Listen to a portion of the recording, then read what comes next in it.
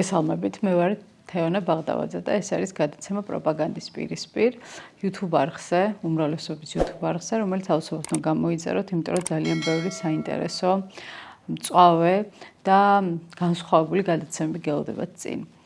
დღევანდელ ჩემ გადაცემას ვიწყებ სოლიდარობის გამოხატვით ალეკო ელისაშვილის ოჯახის და პირადად მის მიმართ ადამიანის, რომელიც პირად შურისძიების მსხვერპლად იქცა დღევანდელი მიტაცებული ხელისუფლებისგან.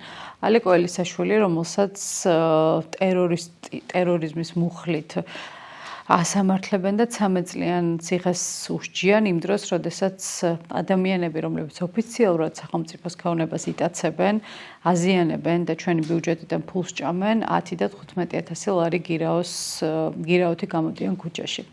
არავის ეჭვი არ ეპარება, რომ ალეკო ელისაშვილის მიმართ ეს უმკაცრესი სასჯელი არის არა მხოლოდ პოლიტიკური შურისძიება, არამედ პირადი პატარა კაცების შურისძიება, რომლებსაც ძალიან მოკლევადით აქვთ ეს ხელისუფლება ხელში ჩავარდნილი. თუმცა ჩემთვის გაცილებით უფრო დიდი ტრაგედია არის მისი ახლობლების, მისი მეგობრების, მაგალითად სახალხო დამცველის ლევან იოსელიანის მიერ გაკეთებული სტატუსი, სადაც მან უბრალოდ ჩამოწერა სხვა ადამიანების მიმართ არსებული ასევე არასწორი სასჯელი და ალეკო ელისაშვილის 13 წელი გამოყო რაღაცნაირი ძახილის ნიშნით, ალბათ მიგვანიშნა, რომ ეს სასჯელი მისთვის არის ზედმეტი.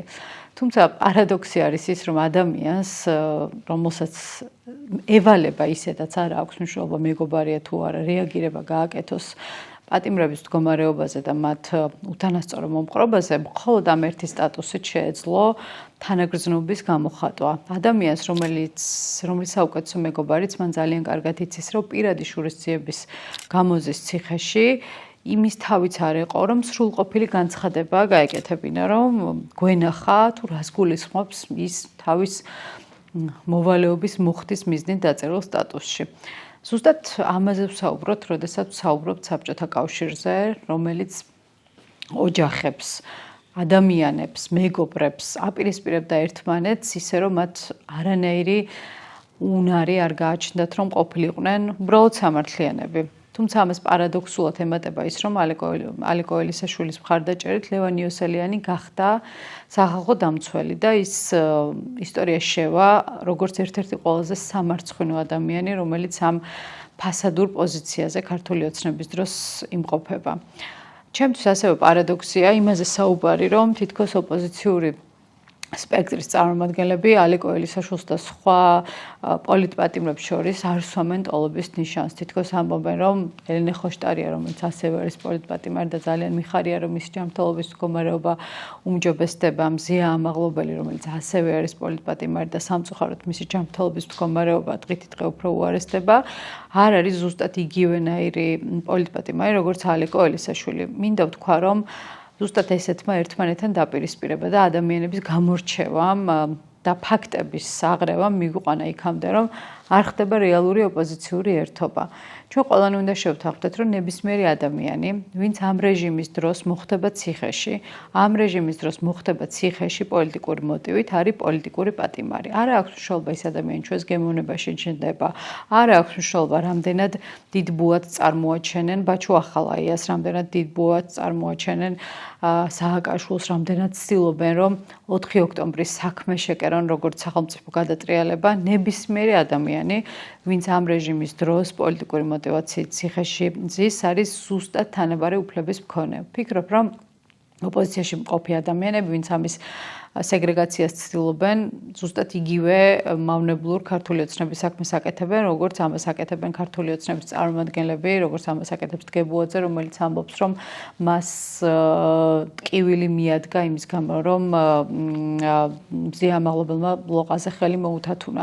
ზუსტად იგივენაირი დამნაშავეები არიან ამ ადამიანების წინაშე და ზოგადად პოლიტიკური სპექტრის წინაშე, როგორც არის კახა კალაძე, რომლის ბრძანებითაც 4 შვილის დედა საკმაოდ მძიმე მდგომარეობით, ჯანმრთელობის მდგომარეობით ზის ციხეში მისი ბანერზე გაკეთებული წარწერის გამო.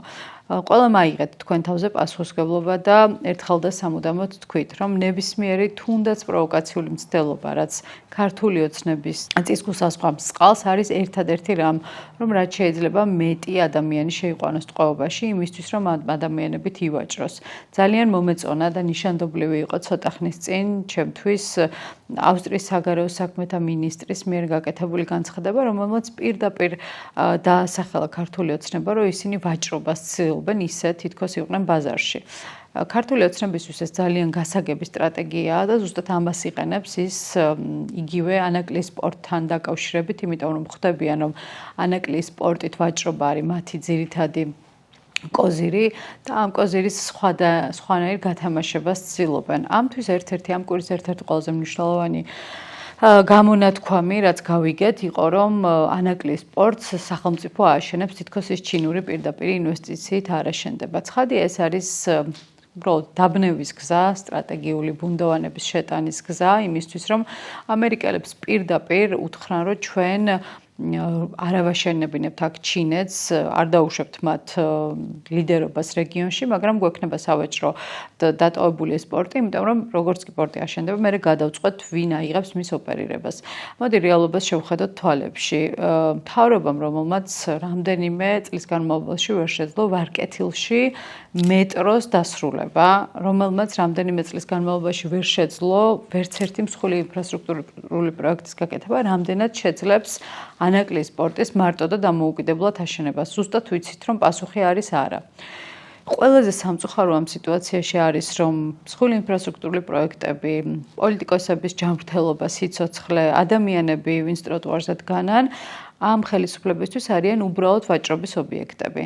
ამ ხელისუფლებას არ ჭირდება ადამიანი, რომელიც რაიმე საქმეს აკეთებს, მას ჭირდება ადამიანი, რომელიც არის უბრალოდ ჩუმი და მორჩილი. ერთ-ერთი რაც მახარებს ამ სიტუაციაში, რომ მიუხედავად ყველანაირი შეზღუდვისა, რაც ქართულმა ოცნებამ მოიგონა, ქართველი ადამიანები მაინც არ კარგავენ გამოხატვის უფლებას და უფრო და უფრო ხმამაღლა აკრიტიკებენ იმ რეალობას, რაც ჩვენს ირგვლივ დგას. ქართულმა ოცნებამ ვერ შეძლო იმ რუდის გარდატეხა, რაც ყოველთვის ჭირდებათ ხოლმე იმისთვის, რომ პროტესტი შეანელონ და პირიქით ეს პროტესტიართად წასულა, მიუხედავად იმისა, რომ სქრინვასკროლვის სააგენტოს დავალებით ძალიან ბევრი ადამიანი დაჯარიმდა, ადამიანები ისევ თავისუფლად გამოხატავენ თავის პროტესტს. შეიძლება ვიღაცისთვის შეიცვალა გამოხატვის ფორმა, თუმცა რაოდენობა ქართული ოცნების მიერ უკმაყოფილო ადამიანების ნამდვილად არ შემცირებულა და პირიქით, უფრო და უფრო იზრდება ყოველდღიურად. რიყის დოქები და შურისძიება.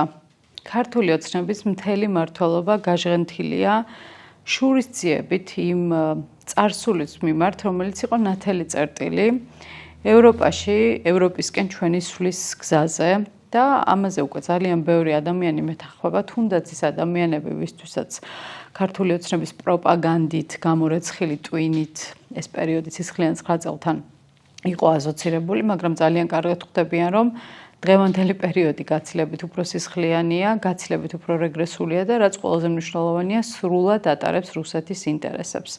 მე მჯერა სიმბოლიზმის და მჯერა რომ სიმბოლოები ხშირად უფრო მეტ საუბრობენ რეალობაზე, ვიდრე სხვა ფაქტები და ზუსტად ესეთი სიმბოლო ამ პერიოდის არის მასიმილიანო ფუქსასის მიერ შექმნილი რიყეზე მრავალფუნქციური კომპლექსი, რომელიც ჩემთვის იყო და დღესდღეობით არის სიმბოლო საქართველოს ევროპული მომავლისა.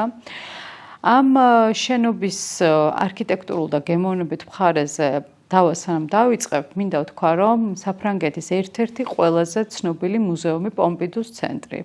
ასევე ეიფელის კოშკი ძალიან დიდი ხანი იყო დისკუსიის ნაწილი, უხდებოდა თუ არა ეს ყველაფერი ქალაქს. თუმცა არქიტექტორების დიდი ნაწილი დამეთანხმება, რომ ვიზუალური დისბალანსი ხშირად ქმნის განსაკუთრებულად მიმზიდველ ადგილებს და ზუსტად ეს რიყის დოქები, რომელსაც მას ეძახიან, რომლის ერთ ნაწილში უნდა ყოფილიყო თეატრი, მეორე ნაწილში უნდა ყოფილიყო მულტიფუნქციური მუზეუმი, არის ამ საგანგებოდ შექმნილი რაღაცნაირი ამოვარდნილი და ეპატაჟური თბილისის ნაწილი.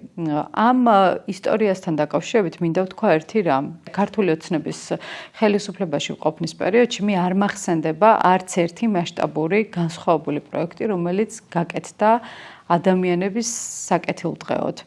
ორი რამ გაკეთდა მხოლოდ, ეს არის ბიზნე ევანიშვილის ბიზნეს ცენტრი და ეს არის აბას თუმანში ასევე მისთვის შექმნილი ქალაქის. ხოლო სხვა ყველაფერი გაჩანაგდა და განადგურდა. პირველ რიგში გაჩანაგდა და განადგურდა ლაგუნა ვერე, რომლის მიმართაც განსაკუთრებული სენტიმენტები აქვს ამ ქალაქს და გაჩანაგდა და განადგურდა ასევე ბუქსასის შექმნილი ეს ძალიან საინტერესო ხელოვნების ძეგლი, რომლის დემონტაჟიც უკვე არის გადაწყვეტილი. რამდენიმე დღის წინ ვესაუბრე ბუქსასის პრესსამსახურის წარმომადგენელს და თვითონაც დამპირდა აუცილებლად და სავარაუდოდ დღეს ან ხვალ უკვე გაავრცელებენ ოფიციალურ ინფორმაციას იმასთან დაკავშირებით, რომ ამ ძეგლის ესე ხელაღებით აღება არის აბსოლუტური შეურაცხყოფა იმ არქიტექტურულ ლანდშაფტის, რომელიც ამ ქალაქში ჩამოყალიბდა.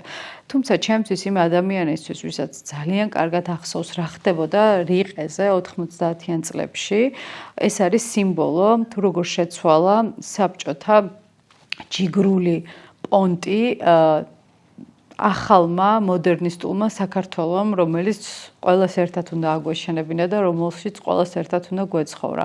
ალბათ ბევრს გახსოვთ რიყეზე არსებული რესტორნები, რომლის დიდი ნაწილი უბრალოდ ჩალიჩით და მერიაში ნაცნობობით და ქრთამით იყო აშენებული. ზუსტად იგივენაირად აშენებული, როგორც თბილისში ბევრი შენობა, რომელიც აშენდა და რომელმაც დაამახინჯა ბოლო პერიოდში ჩვენი ქალაქი. ხოლო ეს შენობა ჩემთვის დარჩება სიმბოლოდ, ბუქსასის შენობა დარჩება სიმბოლოდ, თუ როგორ შეიძლება იყურებოდა მომავალში ისე, რომ არ დაკარგო წარსულთან კავშირი. ყველაზე მეტად გულდასაწყვეტი ჩემთვის არის ის, რომ ამ შენობას მოექცნენ ზუსტად ისე, როგორც მოექცნენ საქართველოს. ჯერ მიატოვეს, დაამცირეს, თქვეს, რომ იქედან არაფერი გამოვა და შემდეგ უბრალოდ გადაწყვიტეს მისი თავიდან მოშორება. ზუსტად ესე ნელ-ნელა ეტაპობრივად ხდება საქართველოს დემოკრატიული რესპუბლიკის დემონტაჟი. ზუსტად ესე გვარწმუნებენ ჩვენ, რომ ჩვენს ქვეყანას არანაირი ფუნქცია აღარა აქვს, გარდა იმისა, რომ იყოს რუსეთის უკანა ეზო. და ზუსტად იგივენაირად უპირებენ ჩვენს თავისუფლებას, ეროვნულობას და მომავალს, ევროპულ მომავალს დემონტაჟს და ძალიან მწუხვა, რომ ეს ყველაფერი დაემთხვა იმ პერიოდს, როდესაც ადამიანები, ვინც ჩვენი პოლიტიკური მომავლისთვის უნდა იბრძოდნენ, არიან ციხეში. მე არ მინდა ვიყო პესიმისტი და პირიქით მინდა ვთქვა, რომ რუსეთში განვითარებულმა მოვლენებმა და უკრაინის დამაჯერებელმა გამარჯვებამ ძალიან დიდი იმედი ჩამისახა მე და ძალიან დიდი იმედი ჩაუსახა ადამიანებს, რომ ეს ბედის უკუღმართობა, რომელიც ჩვენ დაგვემართა ბოლო 12-13 წლის განმავლობაში, აუცილებლად ჩვენს სასარგებლოდ შემოტრიალდება. უბრალოდ მე მაქვს კითხვა იმ ადამიანების მიმართ, ვინც გაჟღენთილია შურით, გაჟღენთილია ზიზღით იმ პროგრესული საქართველოსი, საიდანაც მივდიოდით ბოლო წლების განმავლობაში, გაიხსენეთ ერთი რამ, რაც ქართულმა ოცნებამ გააკეთა იმისთვის, რომ ეს ქვეყანა წასულიყო წინ.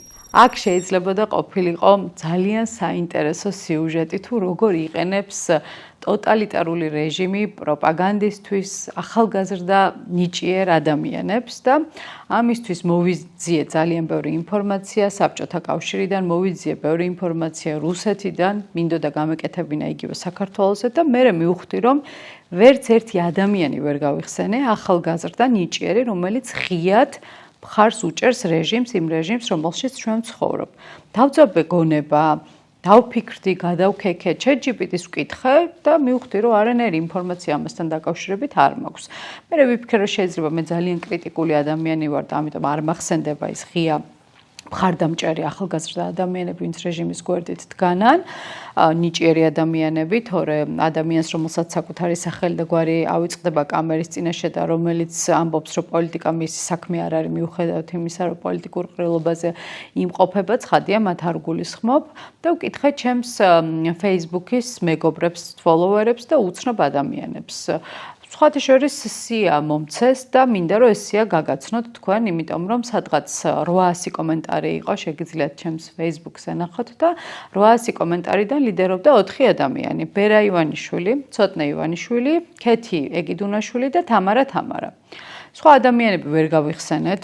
ასევე TikTok-საც ვითხოვე, იმიტომ რომ იქ განსხვავებული აუდიტორია და იქაც ვერც ერთი ადამიანი, ვისაც პატივს სცემენ საზოგადოებაში, ვინც არის ახალგაზრდა და პროგრესული, ვერ გაიხსენებს, ვინც არის დღეს ქართული ოცნების იდეების მხარდამჭერი. როგორი პარადოქსია ეს ყველაფერი იმის ფონზე, რომ ულიმიტო ძალაუფლება და შავი ფული აქვს დღეს ქართულ ოცნებას, მაგრამ მათთან ასოცირება ნორმალურ ახალგაზრდას ღიად არავის არ უნდა. ცხადია, მე არ ვსაუბრობ იმ ადამიანებზე, ვინც ცოტა ხნის წინ დასანქცირებული ბიზნესმენების ივენთებზე დადიან და მე თუნდაც ჩემთან პირად საუბრებში საშინელად ლანძღავენ ქართულ ოცნებას, ესეთ მედროებზე არ მაქვს საუბარი, მაგრამ ძალიან გთხოვთ თქვენს ამ ვიდეოს ქვეშ გაიხსენოთ ერთი ნიჭიერი ადამიანი, ერთი ახალგაზრდა ნიჭიერი ადამიანი, რომელიც თქვენ მოგწონთ და ქართულ ოცნებას უჭერს მხარს. არ შემიძლია არ გამოვეხმაურო იმ სახალისო ვიდეოებს, რომელსაც ვიღებ რუსეთიდან საწვავის კრიზისთან დაკავშირებით, განსაკუთრებით მომწონს ქალების ჩხუბით, ერთმანეთს თმებში რო აფრინდებიან და 2 ლიტრი бенზინისთვის უკადრებელს კადრულობენ, მაგრამ არის ვიდეოები, რომელიც ჩემთვის განსაკუთრებით ტრაგიკულია და ესეთ ვიდეოს გაჩვენებთ ახლა. Россиянка похвасталась, что арендовала у подруги ребенка с инвалидностью, чтобы заправиться без очереди. То чувство, когда надо заправить машину, и ты взяла у подруги ребенка с инвалидностью. Взяла справочку и поеду сейчас заправлять машину без очереди. Лайфхак.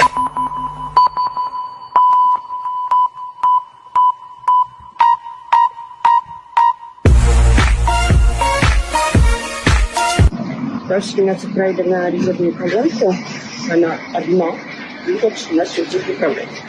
Бензин только уверенно, второй. Идет у нас заправка. В общем, это 4-я колонка, там для инвалидов и техники. Остальные все стоят в очереди. На какие еще низости готовы пойти россияне, чтобы добраться до дефицитного бензина? ეს არის ქალბატონი, რომელიც ძალიან გახარებული ყვება, რომ მან იქირავა საკუთარი მეგობრისგან ბავშვი, რომელიც არის შეზღუდული შესაძლებლობების, წამოიღო სპეციალური ცნობა იმისთვის, რომ ეს ცნობა წარედგინა და бенზინი მიეღო ურიგოთ და ამბობს, რომ ეს არის ერთ-ერთი ლაიფჰაკი, რომელიც მას გამოადგა.